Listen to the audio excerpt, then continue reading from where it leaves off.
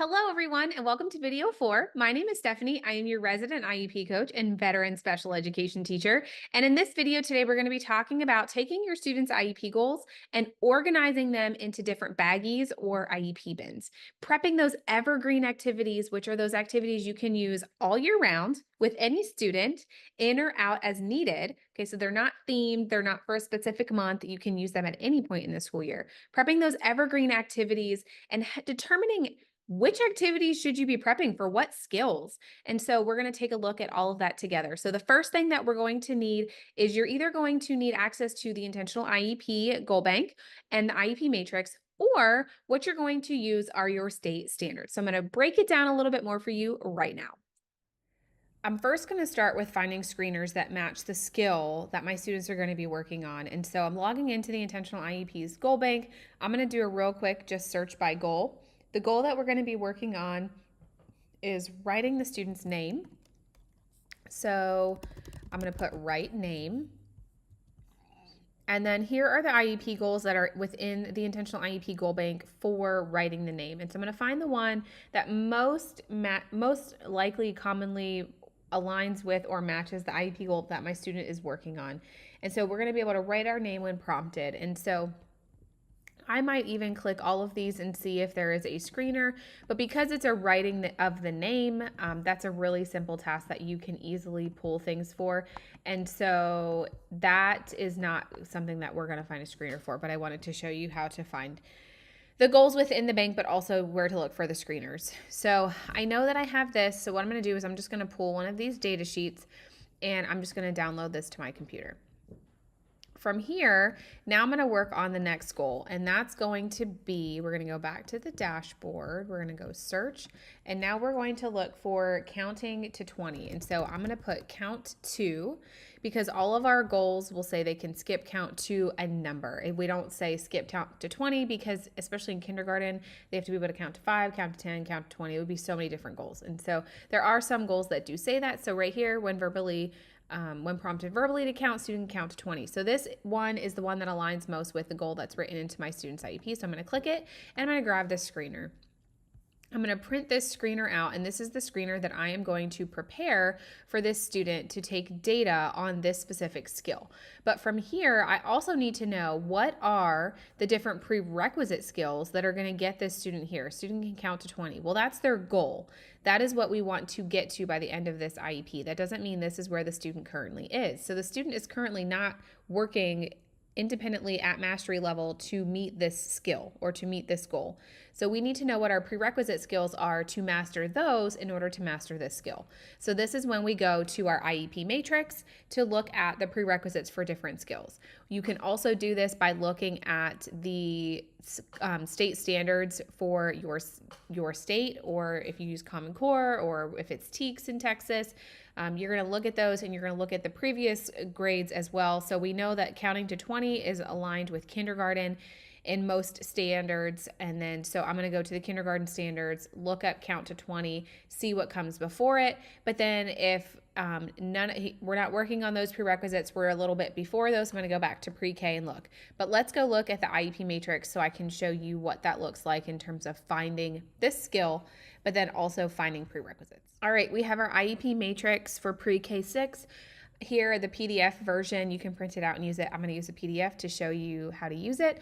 And so I'm just going to go to the index. We're going to be looking at counting to 20. So I'm going to go to mathematics, and I know that counting is going to be here under counting.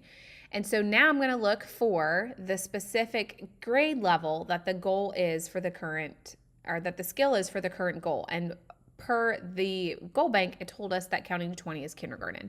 So I'm going to scroll down because this starts at pre-K until I find kinder. Okay, we've got kinder. We're counting to 10. So where's count to 20? All right, here's count to 20. So here is my skill. This is where the student currently is. So I can pull the math screeners from here. I can also pull the math skills adaptive work binder. I can work on counting. I can work on task boxes. So this not only gives me other evergreen, remember those all time, all year, can work with all of the students, activities for that specific skill, but then it also is going to give me the prerequisite. So if I work backwards, They have to be able to identify and represent numbers up to 20 before they can count to 20 independently. They need to know all of this vocabulary. They need to know how to do all of these things. If I keep going backwards, we have to be able to count to 15. We have to count and identify numbers and sets to 10. And so I have to find or locate what is the baseline data on this skill when I wrote this IEP goal? Where was the student or where is that student currently performing in alignment with these other prerequisite skills? Now these are also standards, right? But they have to master all of these standards first before we can count to 20. And so I have to know what my students' present levels data says, as well as what the IEP goal says, if there's any baseline data in there. And I have to choose and determine which prerequisite skills we're going to be working on, what things I'm going to be prepping based on prerequisite skills for that student. And so the IEP matrix just makes it really simple, but again, you can use your state standards and just kind of work backwards from there. So from here, I know that we're counting to 20. We have to be able to identify, represent numbers.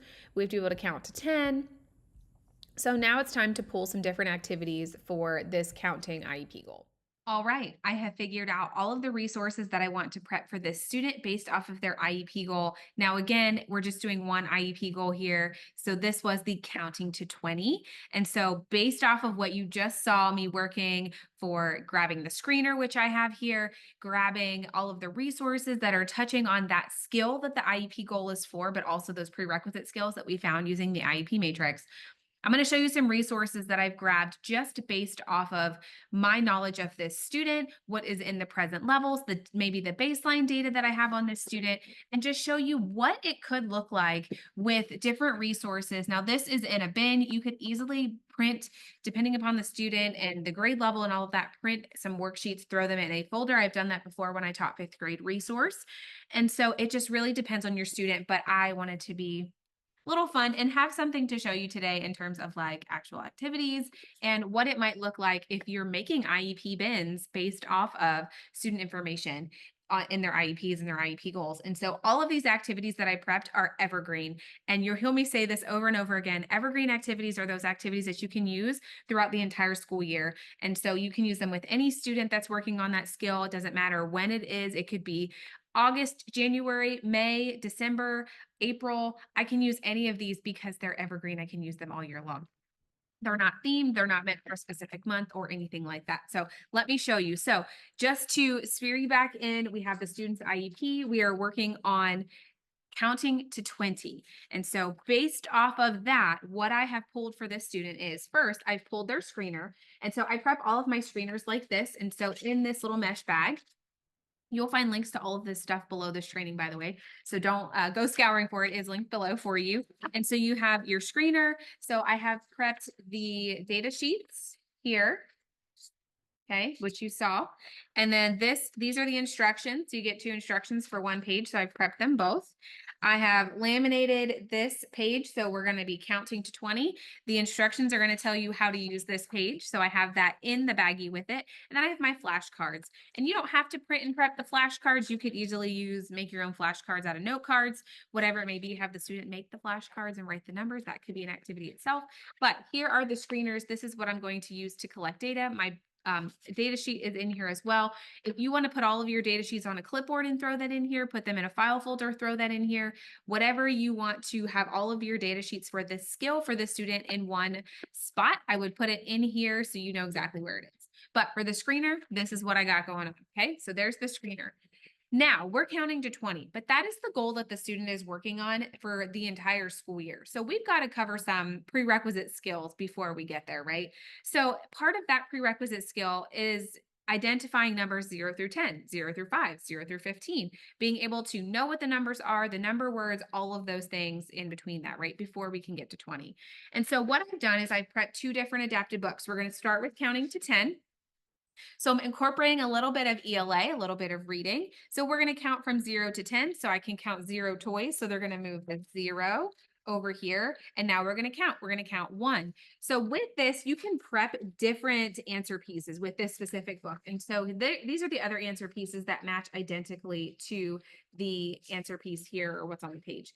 I have chosen the numbers because I want them to be able to count and do one-to-one correspondence. I want them to look at the number word here. I can count one, and I want them to find that number over here.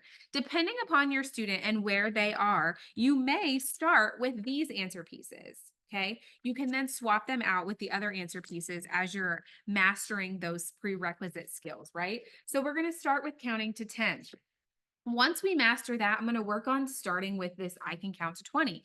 Same thing. We're going to count to 20. This is not the first page, by the way. I skipped them.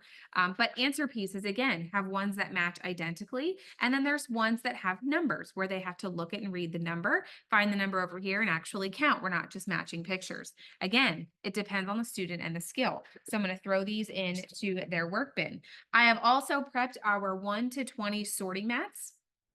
I like these because I'm not going to pull them apart, but you can see there's a number 1. And so there are 6 movable pieces on each sorting mat. There's 1 for each number. So there's 20 different sorting mats here. And I will give a student 1, 2, maybe 3 sorting mats at a time. They're not going to get all 20. We're going to work on certain numbers at a time. What I like about these is they are color coded. So the numbers are different colors.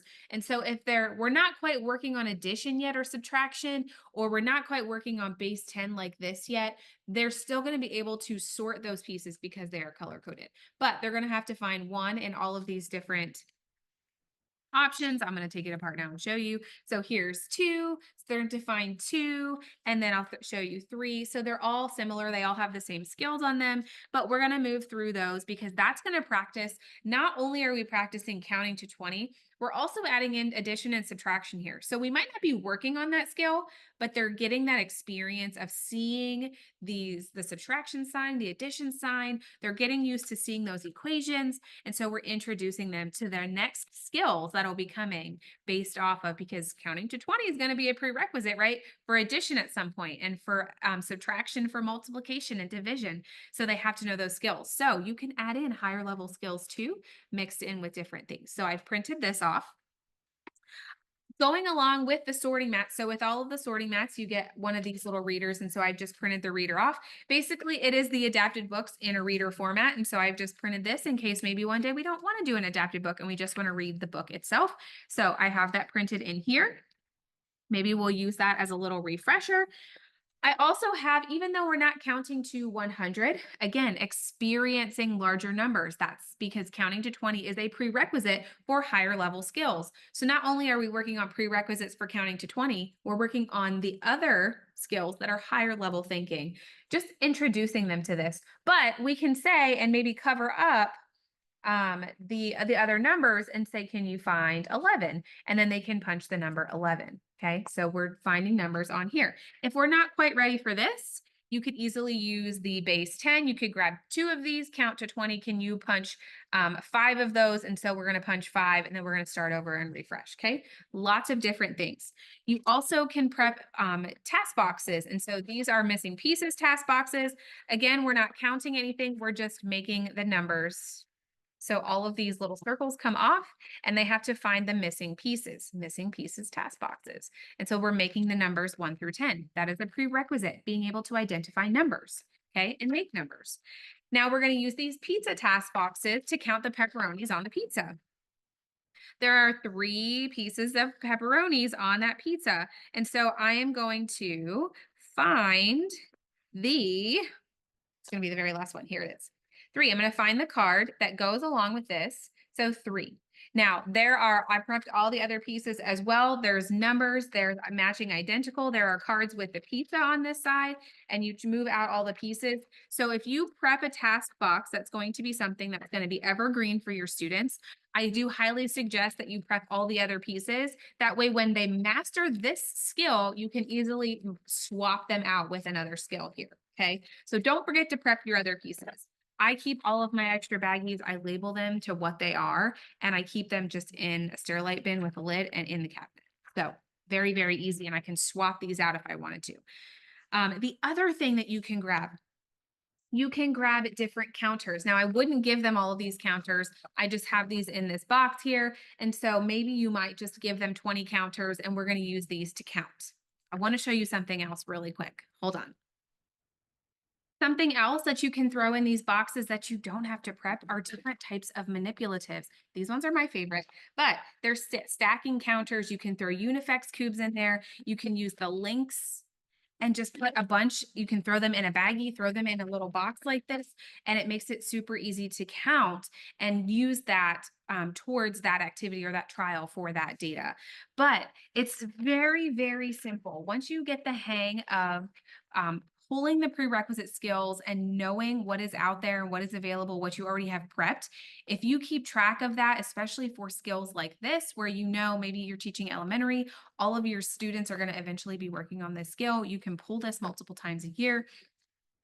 The evergreen things are things that are going to last you a really long time. So prep them with care, laminate them, keep them safe, and make sure that they stay in good condition because you can use them year after year after year, and you don't have to a full box at the beginning of every school year. You can just pull things as needed. Goes for file folders, adaptive work binders, anything else that you're going to be prepping and working with students with. Keep it safe in a file cabinet, however you store things. So let's go back and look at one more thing together. And because I clearly love data sheets, keeping track of all of the things, I want to show you really quick how you can use a simple Google spreadsheet to keep track of activities that you've prepped for certain skills. And so I'm going to show you real quick how to do that. It might look a little familiar to you, but I want you to take a look at this really, really quick. All the spreadsheets, all the spreadsheets. I'm so excited. So basically, your spreadsheet is going to look however you want it to look. This is kind of my brain working through how I wanted to keep track of what activities I had prepped for counting to 20. So basically, all I did was create a list of the activities that I prepped for the skill of counting to 20. Now, as you add different skills in here, so let's say you were prepping 5 different activities for 5 different skills, you would just add them into the column C and list them out there, and then you would have access to everything. If it were me, I would do an ELA list, a math list, a science list, a social studies list, just to keep them separate. But you can make this organized in the best way that works for you. But here is just a simple way that you can keep track of everything that you have prepped without having to go through your cabinets.